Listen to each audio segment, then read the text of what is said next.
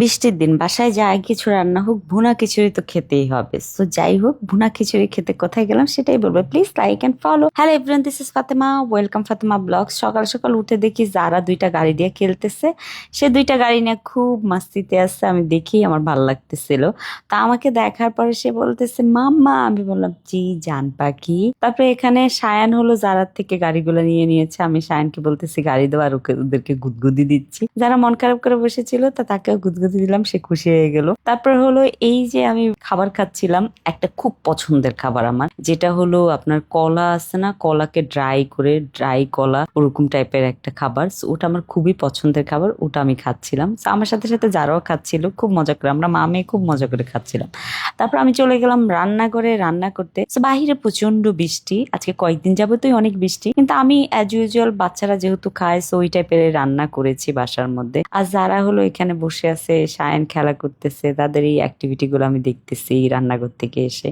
আমার খুবই ভাল লাগে যে সারাদিন তাদের সাথে দৌড়াদৌড়ি মাস্তি এগুলো করতে করতেই না আমার দিনটা কেটে যায়। ওরা না থাকলে যে আমার লাইফে কি হইতো, সারাদিন মোবাইল চালাইতাম, বসে বসে জিনিসপত্র দেখতাম, ভিডিও।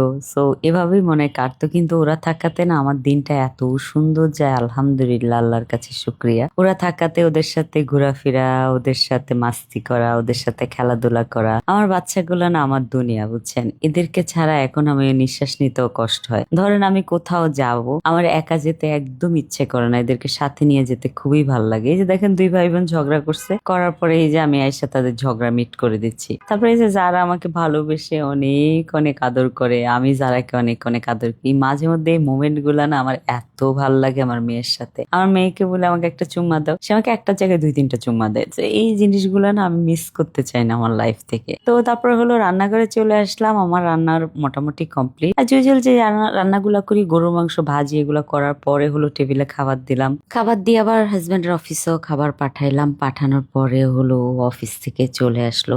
আসার পরে ও বলতেছে যে আজকে যেহেতু বাসায় মানে এই টাইপের খাবার রান্না হয়েছে, সো আমি ওদিন যে হিরাজিলের খিচুড়ি খাইতে পারিনি, আজকে আমার হিরাজিলে যে খিচুড়ি খেতেই হবে। সো সেই জন্য আমরা 8টার দিকে রওনা দিয়ে দিয়েছি হিরাজিলের খিচুড়ি খেতে যেতে। তো আমার সাথে সায়ান যারা, তাদেরকেও সাথে নিয়ে নিছে তার বাবা, কিন্তু তারা কেউই আমার কাছে আসে না, দুইজনে বাবার পেছনে। এই যে দেখছেন, একজন হলো সামনে যেয়ে বসছে, আরেকজন হলো পিছন থেকে বাবার সাথে গল্প করে, মানে তারা বাবার পাগল ক্যারেক্টার লোকজন। আমি সারাদিন রাখি, আমাকে কেউ পাত্তাই দেয় না।